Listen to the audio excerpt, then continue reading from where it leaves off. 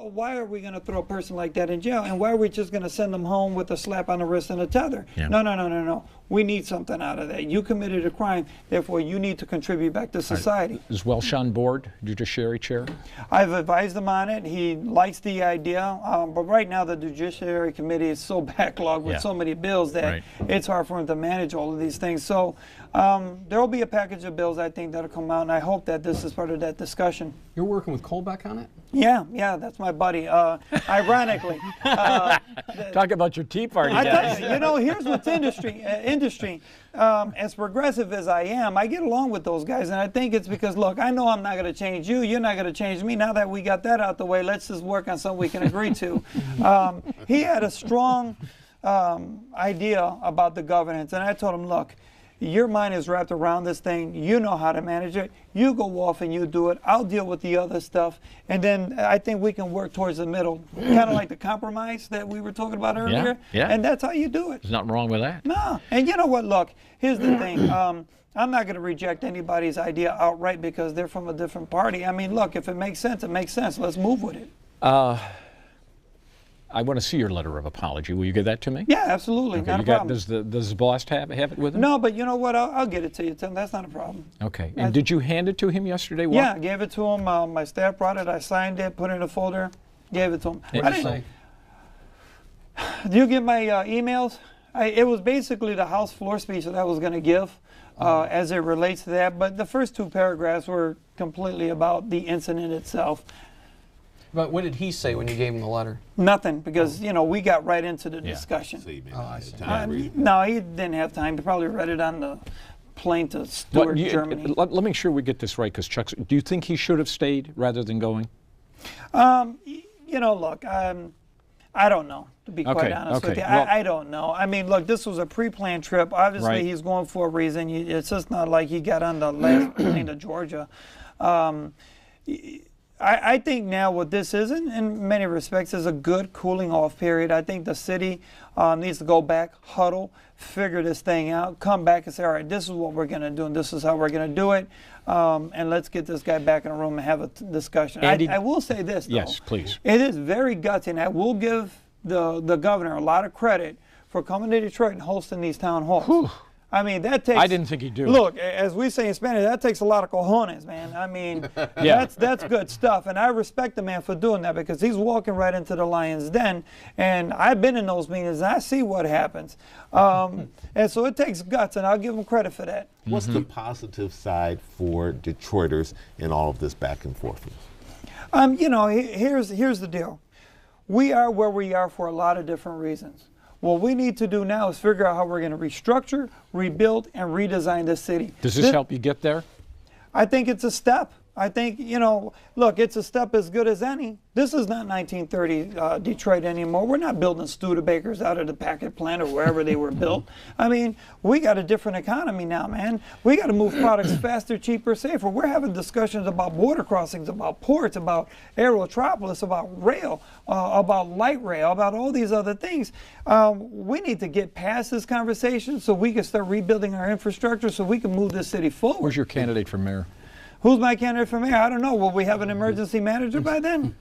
Look, Tim, I think you can tell by this interview, I look for somebody that can inspire me, and that takes a lot. Has Bing inspired you?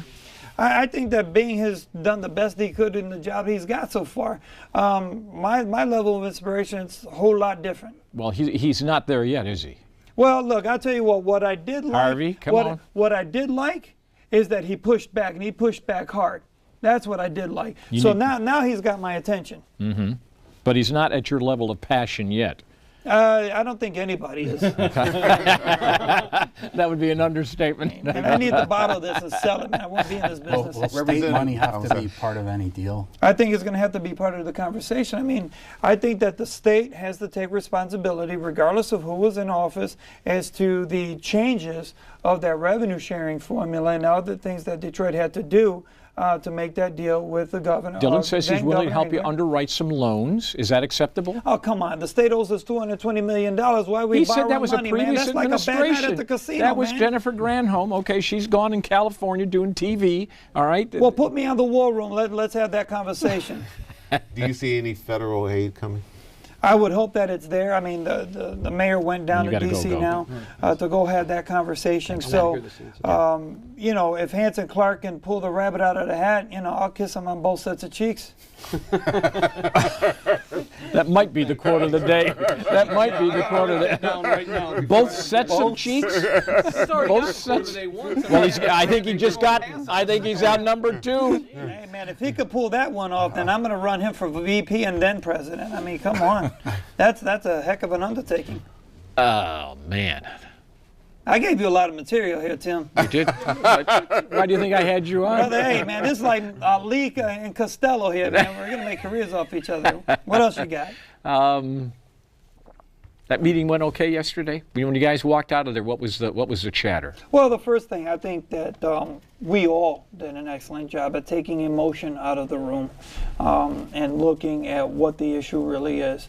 I think when you stop to consider the magnitude of the situation and the importance of it, I think that the governor now more than ever understands where we're coming from and what this is all about.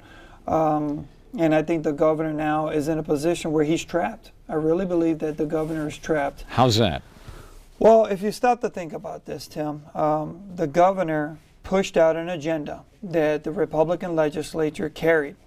And so that agenda has gotten them in trouble. I mean, when you talk about the cost of education, when you talk about the pension tax, when you talk about these job creators, where are the jobs? When are they going to put up their end of the bargain? We gave you all these tax breaks. Now what's your end of the bargain? I see nothing. People are still unemployed. And so, you know, the governor pretty much admitted to the fact that it was hard for him to even get those Detroit statutory bills that we had to go back and change because of the population laws. Right. He even pretty much admitted that it was hard for him to push that up to the top of the agenda. Right. And so here we are having a discussion about Detroit and about a consent agreement. And we're in a Republican legislature where they're not too happy about pushing anything for Detroit. Now he's got to go back. Even if we get an EM in there, he's got to go back, and if part of the discussion is we need to push these deals because this is what they need, really? In this type of an environment? What he wants from you guys is that you have to give him something that he can take to those recalcitrant Republicans and say, see, there was some self-help. They did swallow the pill, and so now we need to respond in kind. Well, wait a minute, Tim. We're also talking about a Republican legislature that has taken the model when Coleman Young was the mayor and says, look, you want to run a campaign in this state? Say that you're against Detroit and you get elected. Yeah. I mean, that's the bottom line. And so in an election year, this is now what, March, we're going to travel down the road into the general and primary elections. It's an Obama election year. And do you really think that they're going to be very encouraged about doing anything for Detroit? It's going to be a tough sell, I think, for them. Mm-hmm. I would hope that they would look away from that and start looking at the issue itself. And figure out what's best for this entire state. Look, whether they like it or not, if Detroit fails, we're all going down with the ship.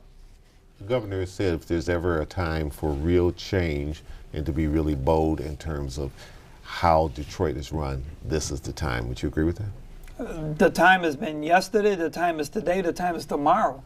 You know, we're at a pivotal moment, Chuck. I mean, how the hell did we go from being the automotive industry, the capital of the world, where the barons of industry lived up and down Woodward and Boston Edison and all these places? Oakland County was a field.